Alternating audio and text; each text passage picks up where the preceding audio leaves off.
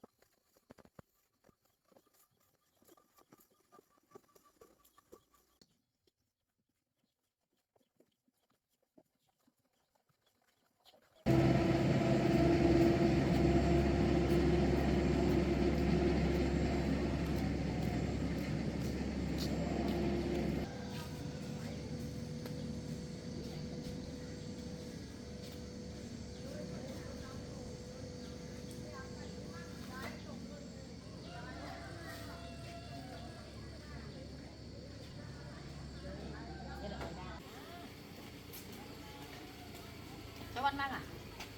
Ừ, con đẹp nhỉ. Cô hết không? Đi. Cô hết nhá. Đi cân đã.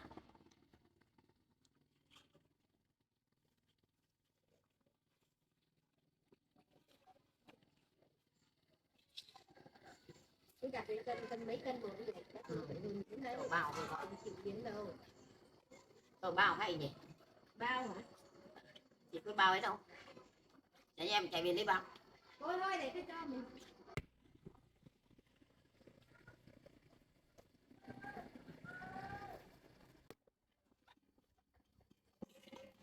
Lần sau lại lấy ra cho cô nhé.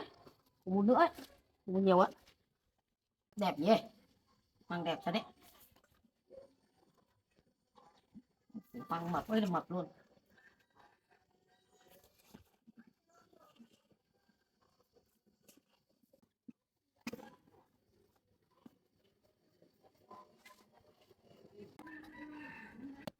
Chín cân cho nhá.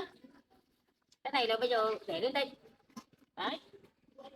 Để hết vào trọng rồi. Tiếp.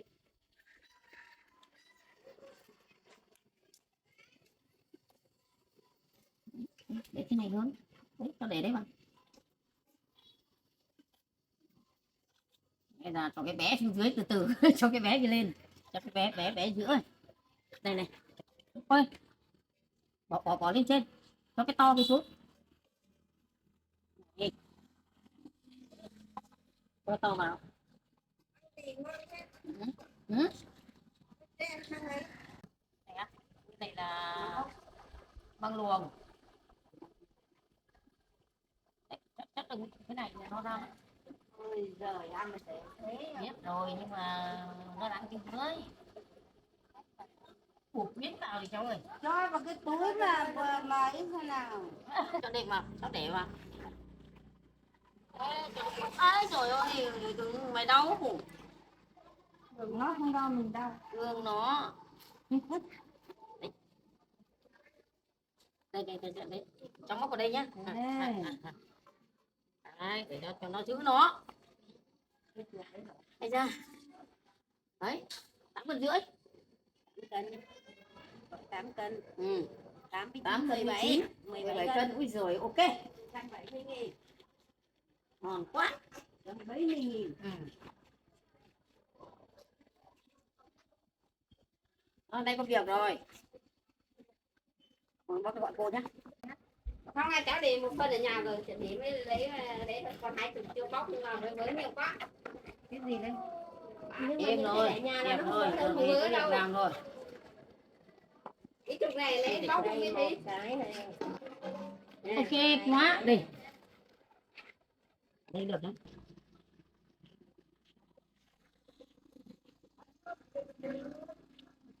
Là 7 nhé.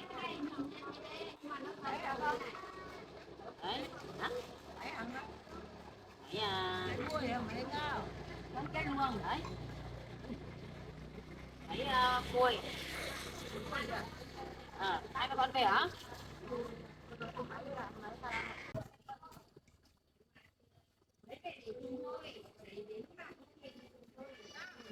Nhà hay bác ăn rồi, nó có 2 mâm thôi.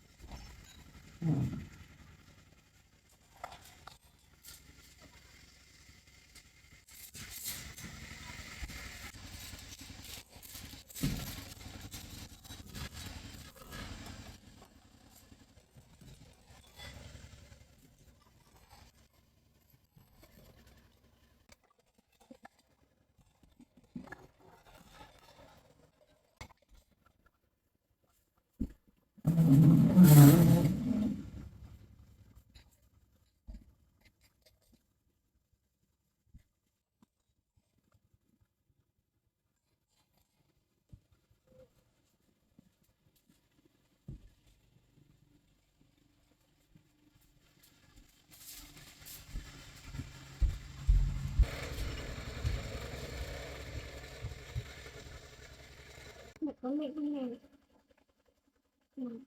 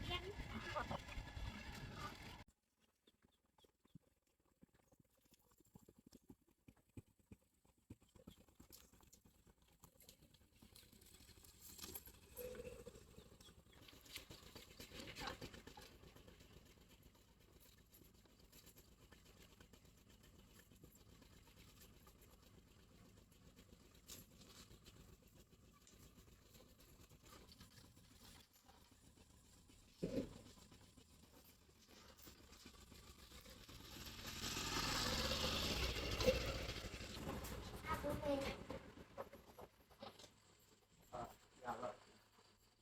Dạ con. Ôi, nó quá thật.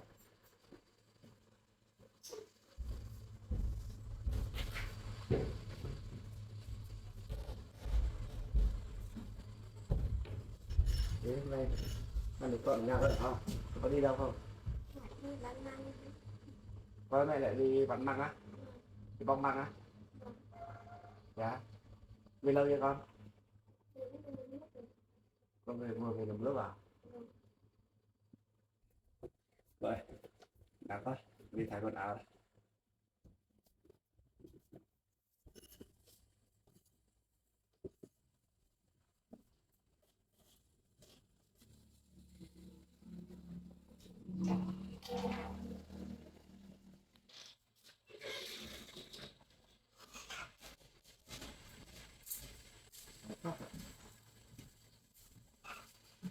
Để đi làm gì có mê không? Dạ. Kiếm bao nhiêu tiền không ạ? 200. Thì cũng đặt một ngày công rồi. Công được sao? Em chào gì á? Lên đây à? Thôi em lên nhà đi.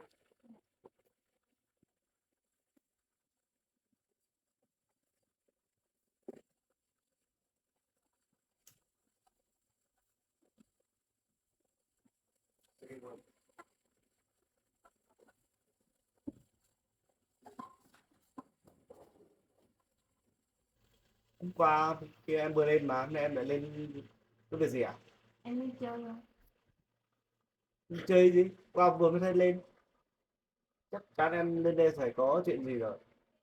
Em đây thật ra thế nào? Thì em cũng không cần go nữa, thực ra là em lên đây để đón Long về để em biết. Sao tự dưng lại lên đón Long về? Thì em đón Long về để trông em bé, để quay trông đón Long về để em đi kiếm tiền. Thế con của em không phải đã ở với bố à? Vâng. Nó ở với bố nó nhưng mà bố nó bảo bố nó mình không trông được nên là bố nó lại đưa lên cho em rồi. Thế bố lại đưa đứa bé này đi cho em cả. Vâng. Thế bây giờ là có em với cái em bé nữa, không may cho em bé để em đi kiếm tiền đấy, nên em phải đón Long về để nó trông em để em đi kiếm tiền. Thì cũng sắp vào năm học mới rồi, em vẫn đi kiếm ít tiền để mua quần áo mua sách vở cho Long đi học, để trông em để em đi kiếm tiền luôn. Em ạ, Long thì ngày xưa lúc con bé thì em cũng đã nuôi nó lớn rồi, vất vả rồi. Thì bây giờ cứ để ở đây đi, để anh chăm lo cho nó. Rồi đến năm học tiếp thì anh lo cho con đi học đầy đủ. Không được đâu anh ạ, em phải nói Long về để trông em để em đi làm. Còn bây giờ không may trông em để em đi làm nữa. Anh biết thế nhưng mà giờ anh cũng vừa mới nhận được con thì cũng chưa được lâu. Thì em cứ để con ở đây đi, cho anh chăm lo nó cho con. Còn đi học trước thì anh không lo cho, em không còn phải lo nữa. Giờ em một mình em vất vả thì em còn lo cho Long nữa, là em còn có đứa bé kia nữa, làm sao em một mình em lo nổi. Cái đấy em tự lo được, anh không phải lo đâu. Vì bây giờ em chỉ cần có người để trông em bé thôi. Thế thì cũng được, nhưng mà anh chỉ lo cho Long, con nhỏ nữa, về còn trông em liệu có trông nổi em không? Chắc em được anh ạ, tại vì em nó không yếu đâu, nó không hay khóc không quấy đâu. Vâng, và bây giờ cũng phải hỏi ý kiến của con xem là con muốn ở với ai thì mới được. Năm, con muốn ở với mẹ hay ở với bố? Ở với bố với mẹ. Bây giờ đâu con ạ, bây giờ con chỉ chọn thứ nhất là con ở với bố, thứ hai hoặc là con ở với mẹ. Nhưng mà con thích ở cả hai cơ. Bố biết rồi nhưng mà không được đâu con ạ. Giờ con chỉ chọn bố hoặc mẹ thôi. Thôi con về ở với mẹ đi, để còn trông em nữa. Để mẹ đi kiếm tiền về mẹ mua sách vở mua quần áo để con đi học nữa. Chứ con ở đây thì bố con lại mất công chạy tới chạy lui làm giấy tờ nó vất vả lắm. Làm giấy tờ đấy cũng gì hả mẹ? Vâng. Để bố nhé.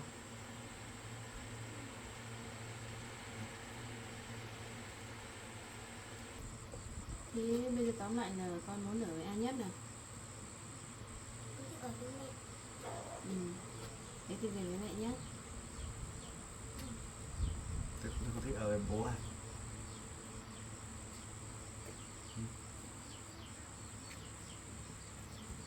Con ở với mẹ à?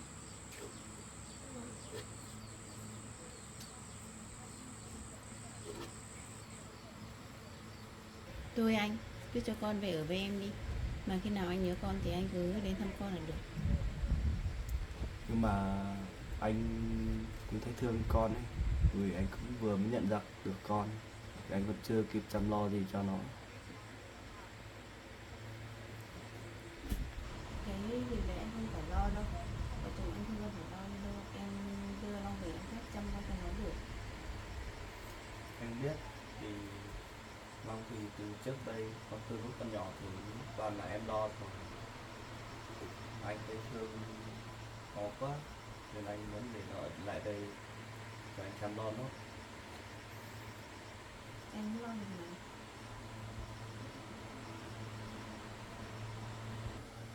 Thôi, Long con đi giặt quần áo đi. Được bố.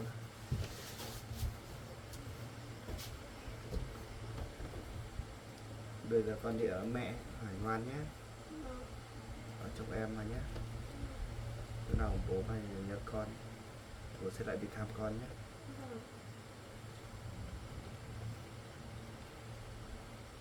Thôi, để bố với con đi dọn quần áo nhé.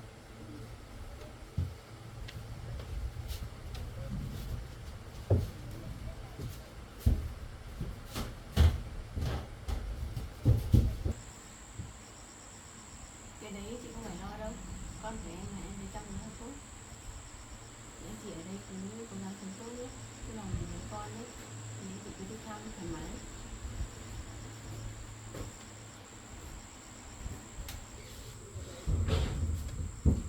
Không sao, cái này dưới đôi đi để bố đi.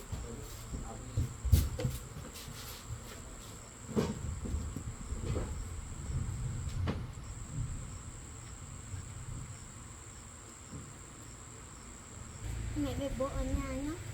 Hôm nào nhớ con lại đi thăm con nhé.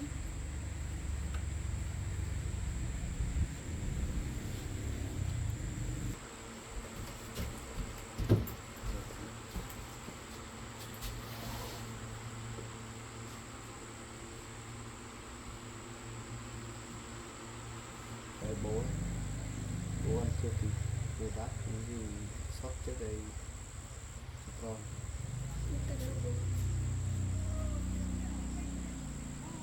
Thôi đi, giờ con về thăm mẹ, con nhớ con ngoan phải gọi em nhé, chồng em được cẩn thận lắm.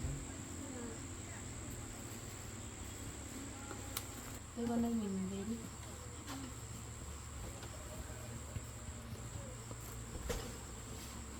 Con.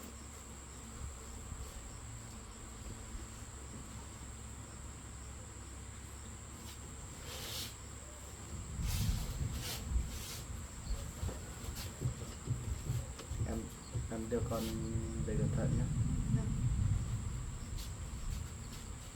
Em thấy chị về cũng cất con rồi.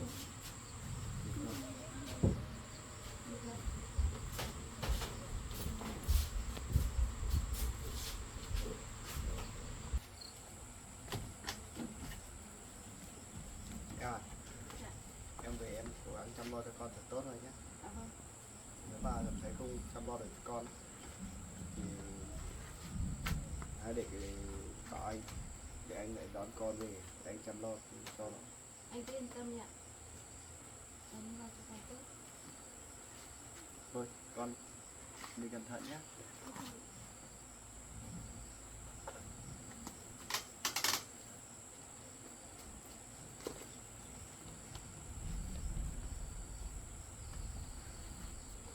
Đi con.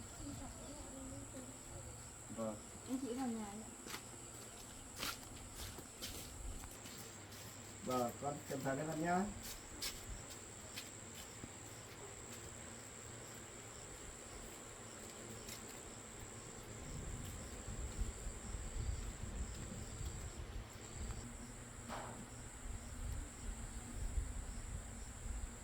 Rồi, anh cứ thương lòng quá. Vừa ở với hai vợ chồng mình cũng chưa được bao lâu. Rồi, đi nào.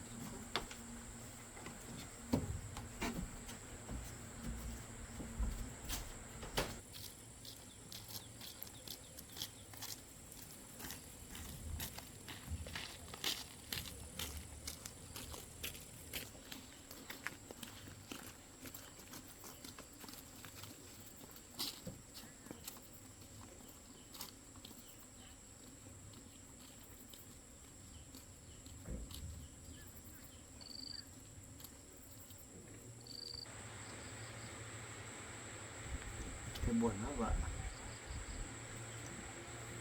Bây giờ anh thấy lo cho nó quá. Giờ bà mẹ nó phải là đón về chồng em giết.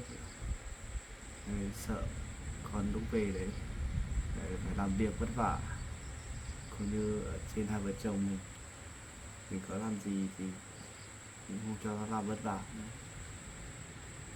Với lại con ấy cũng vợ với hai vợ chồng mình cũng chưa được lâu mấy, thì bây giờ chưa được ở với nhau lâu, bây giờ đã phải xa cách nhau. Thế thương con quá.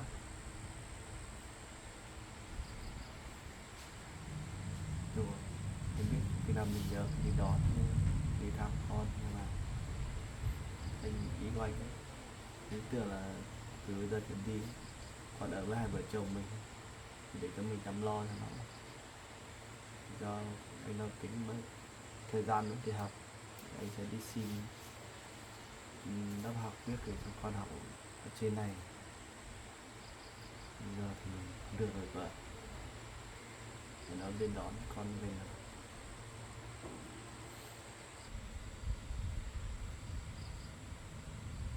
Tụi đi đâu?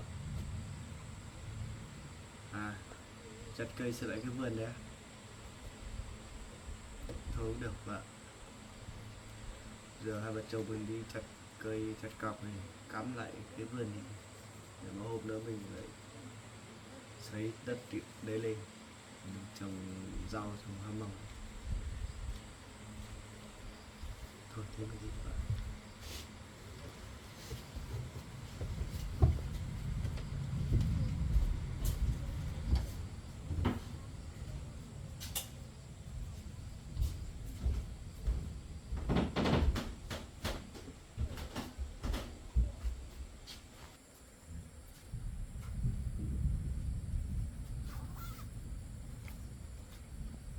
Đây là những cái thác mưa đấy ạ.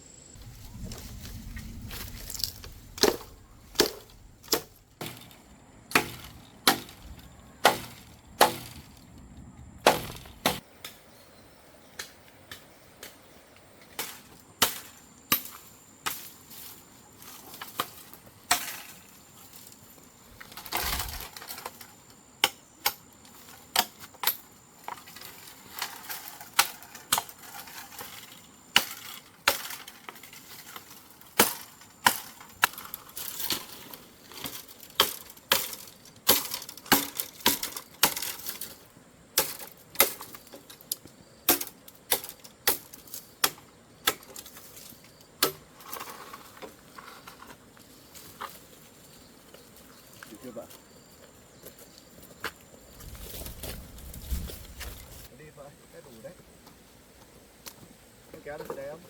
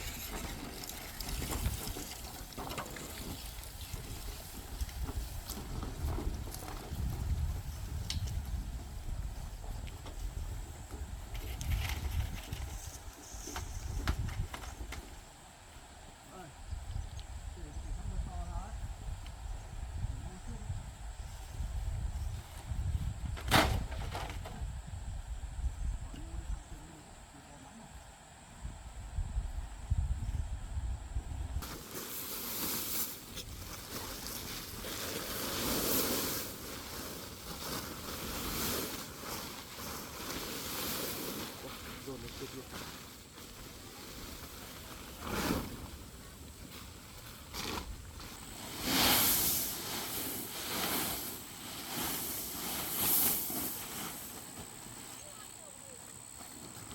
Dồn vào.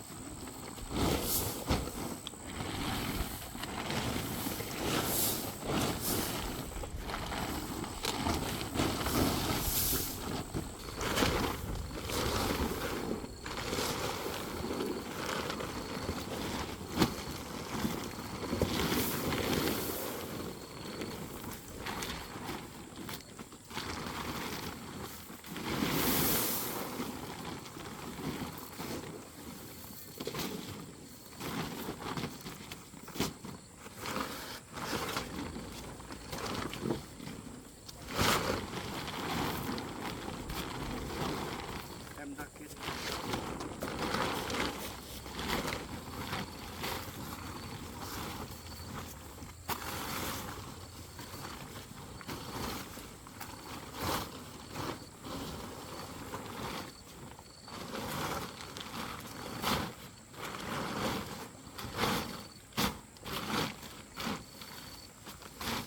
Thêm vào đấy vậy.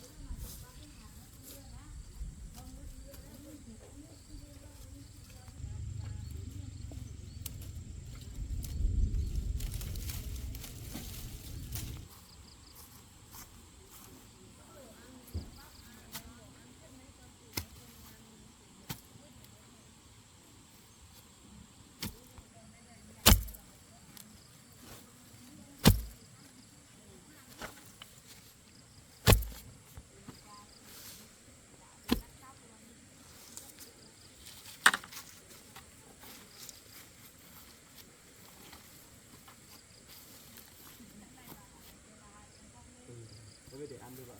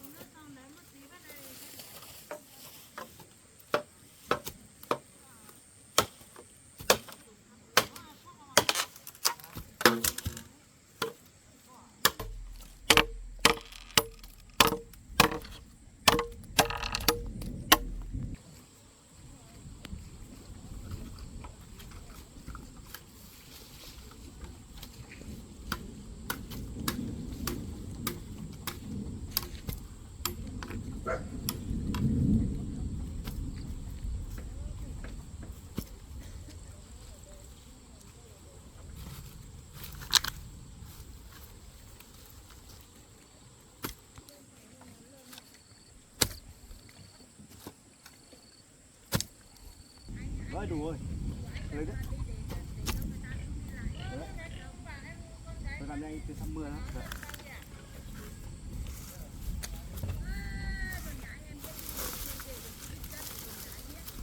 Răng.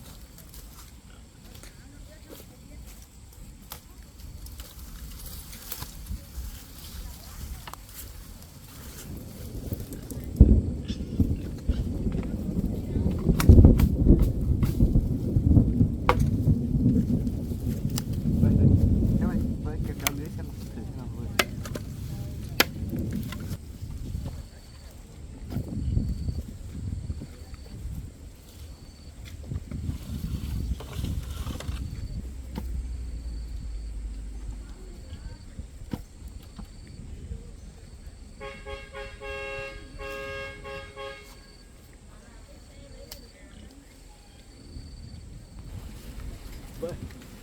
Mưa lắm bây giờ. Mưa to đấy.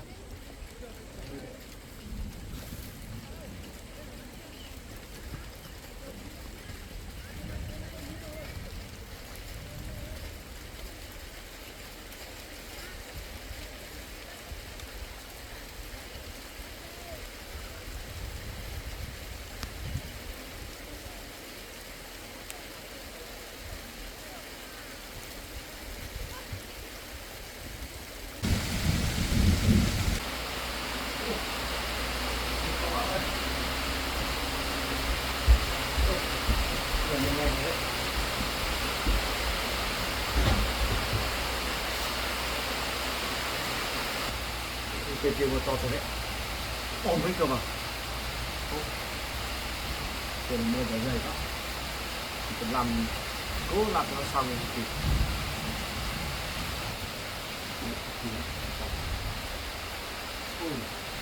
rơi cái ruộng này thì nghỉ vậy.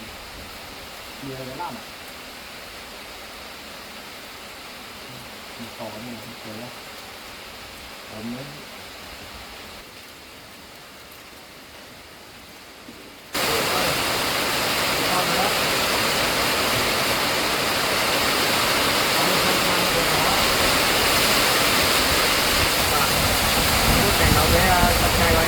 Về đến nhà không? Trời mưa to quá. Lo mới không thể đến nhà trời mưa thì mình không mưa.